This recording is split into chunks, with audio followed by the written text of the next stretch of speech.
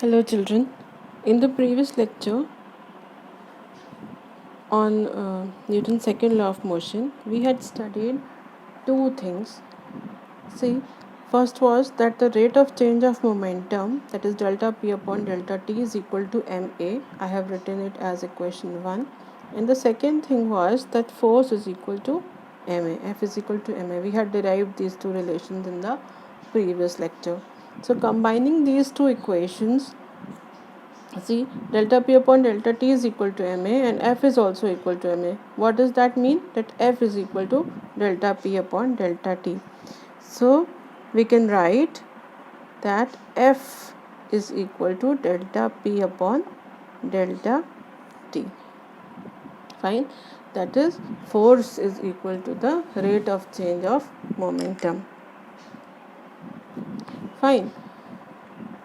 Now, and if you remember, we had while studying rate of change of momentum, we had studied these things, that delta p means p was mv upon delta t. So when we are considering m as constant, then only we get ma, right?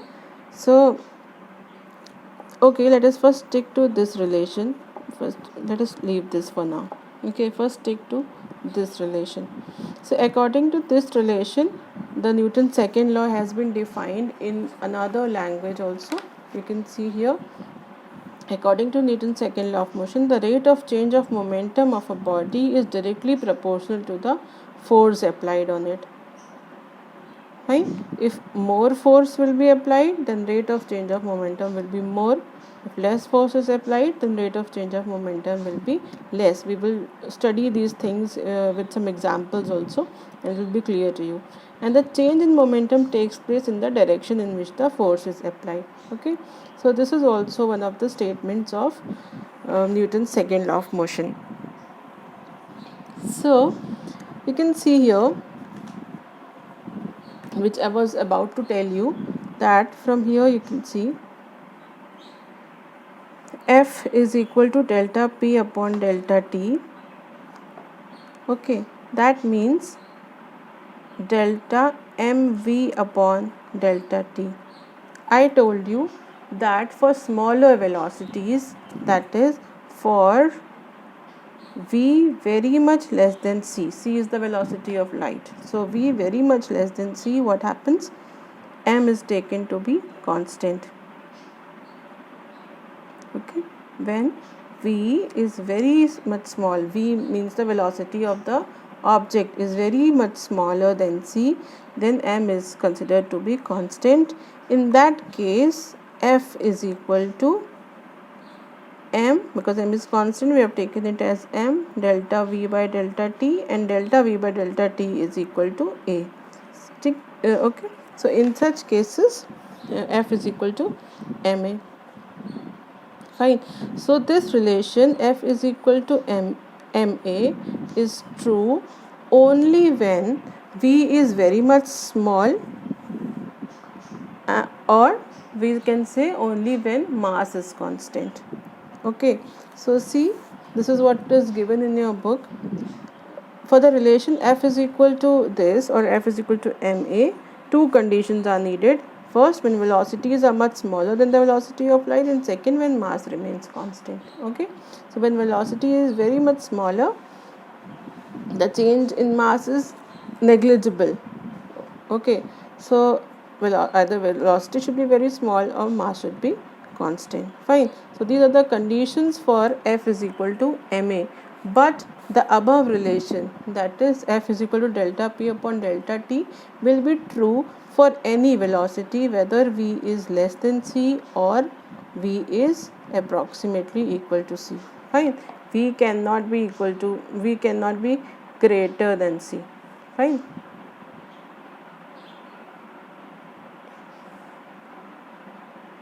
So only these two conditions can be possible.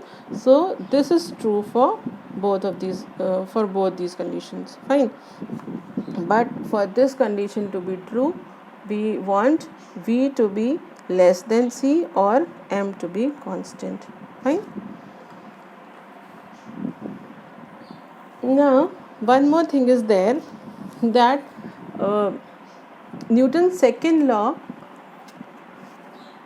can also help us to derive Newton's first law. So from here you can see we have obtained F is equal to ma.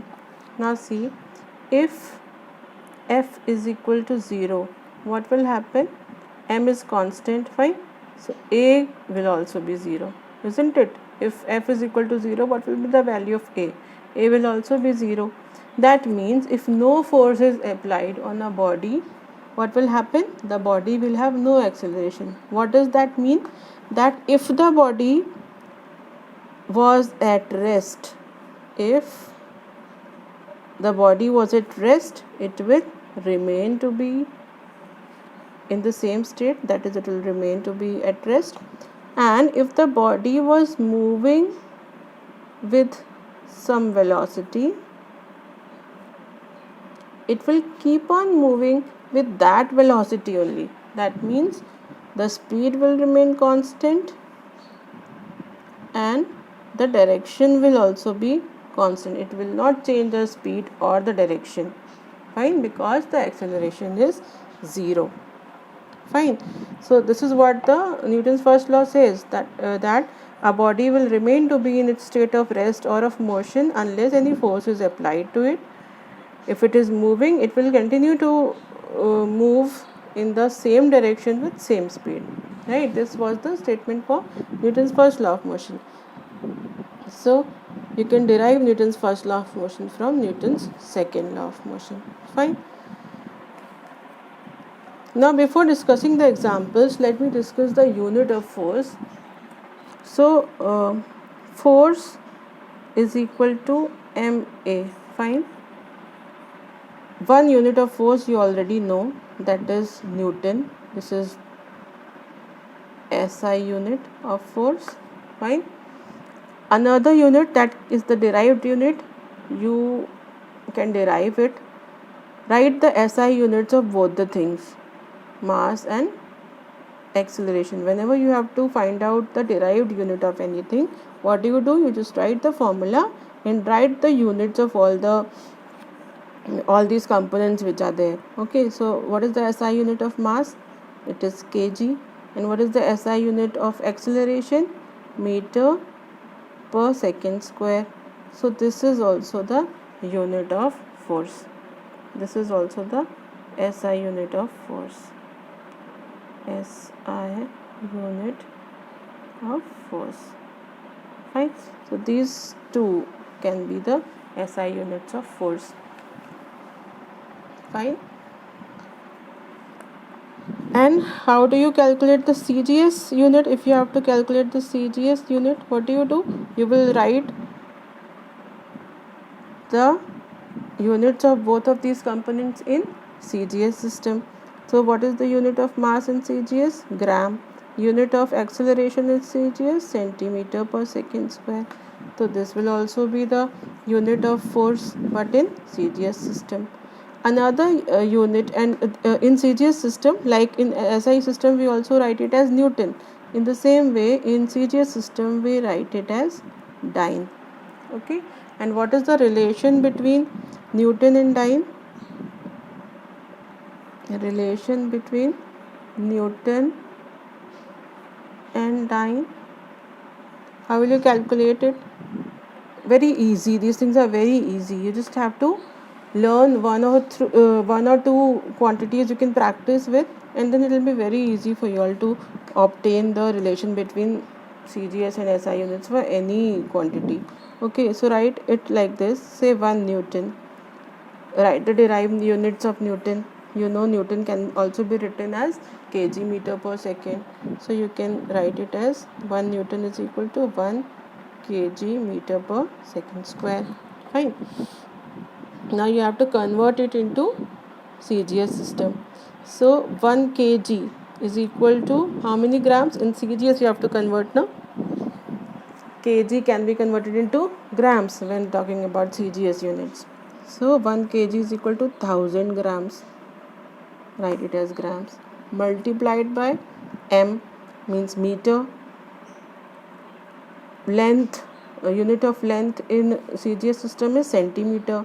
So 1 meter is equal to how many centimeters? 100 centimeter. Then second square. Second square is the second is same in CGS or SI units. Fine. So you'll write it like that only. So this becomes gram centimeter per second square, or you can write it as 10 to the power 5 gram centimeter per second square, or 10 to the power 5 dyne. Fine. This is how you can calculate the or convert the SI units into CGS units. Fine. Now let us discuss this example.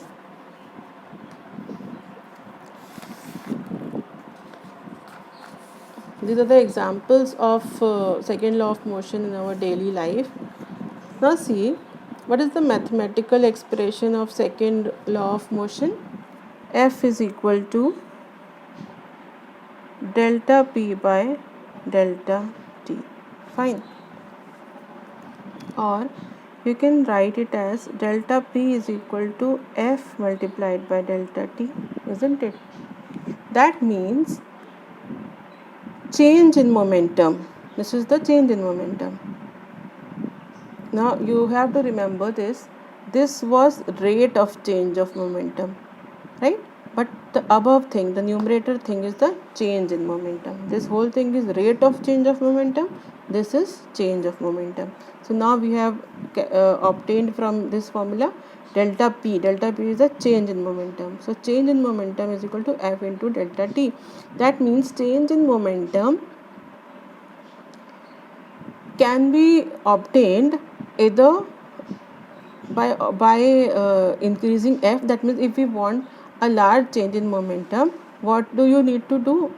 Either you apply a large force for a very small duration, or what you can do, you can apply a small force for large duration.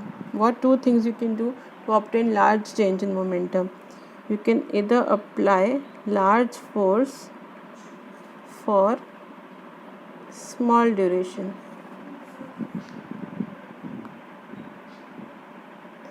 means either you can increase F and take delta T as small, okay, or what you can do, you can have small force for large duration. In these two ways you can obtain the change in momentum. Fine. Now see, there are some examples. These examples are given in your book. We will discuss those only.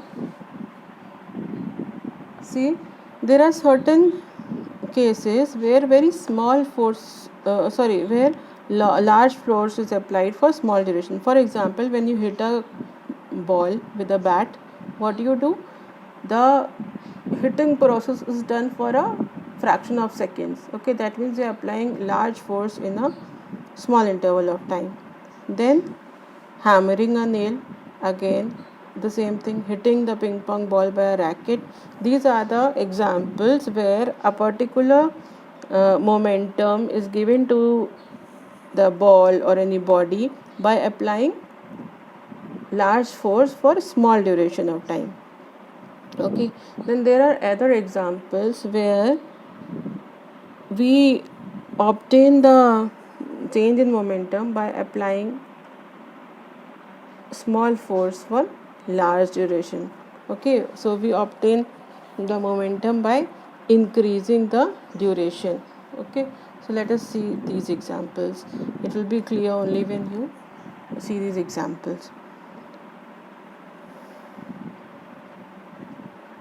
So see here, while catching a ball, the cricketer withdraws his hands along with the ball. Have you seen those who play cricket? They must be very familiar with these things.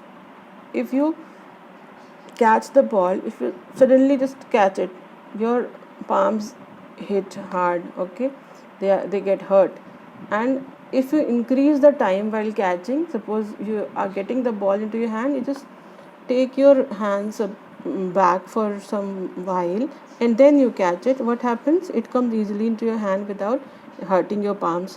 What is actually happening in that case?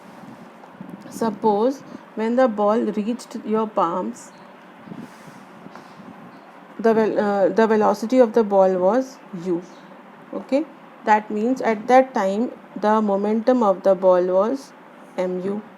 Okay, when you will catch the ball, you are going to stop the ball. That means when you will catch the ball finally, you will stop the ball. That means the velocity will become 0. That means the momentum will become 0, right? Because mass into 0 velocity, this will become 0. Okay, so what is the change in momentum during this process? Change in momentum, this is final momentum minus initial momentum, that means minus mu. So basically if we take only the numerical value, mu is the value of the momentum. Fine. Now the force is equal to change in momentum upon time. Fine. So change in momentum will always remain mu because the ball is coming with that velocity only u and you are going to stop it. Okay, so change in the momentum will be this only. We want to decrease the force so that we don't get hurt. So how will you decrease the force? By, we want to decrease this, no? Decrease the force. So how will you decrease the force? By increasing the time delta t. Fine. So when you increase this time, this whole thing will become smaller. Understood?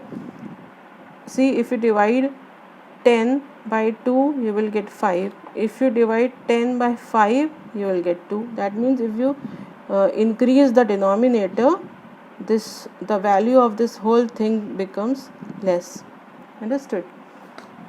So increasing the denominator reduces the value of the whole fraction. Right? So we want to decrease f, that means we want to decrease the value of this thing, so we want to increase delta t. Right? So wherever we want less force while catching the ball, we want less force in the ball so that we don't get hurt. So whenever we want less force, we will increase the time interval. Right?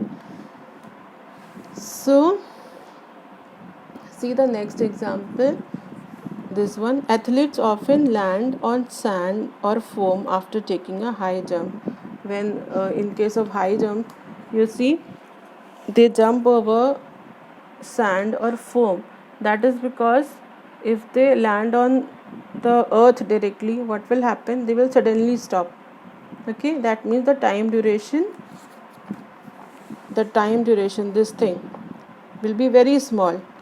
Okay, so if this is very small, this whole thing will be very large, so they will fall with a greater force, they will get hurt very much. But when they land on foam, so foam has some thickness, right? So in order to come, they reached here with some velocity. The time taken to reach from here to here during this process, what you did, you increase the time of landing. So what will happen? The whole force will decrease, right? Then there is one more example. See, when glass vessels fall on hard floor, they break, but they do not break when they fall on a carpet or sand, right? So when they fall on directly on the ground, what happens? They instantaneously come in contact to the earth and instantaneously their velocity becomes 0. So delta t is very small at that time. So force is very large. Can you understand this? F is equal to delta p upon delta t. If delta t is very small, suppose approximately equal to 0, then F will be infinity. Right? That means F is very large. We want to decrease F. So when they fall on carpet or sand or something like that, the time duration in which the vessel comes to rest increases, and that exerts less force on the vessel. Fine, so they don't break. This might seem a bit confusing. You just once read the book. Only the examples, if you read, that will be sufficient for you all, and it will be very much clear to you all. So this is how this thing ends, the Newton's second law of motion. Okay, we have discussed all the things. So Newton's second law of motion finishes. In the next video, I'll show you how to solve the numericals. That's all for today, children. Bye bye.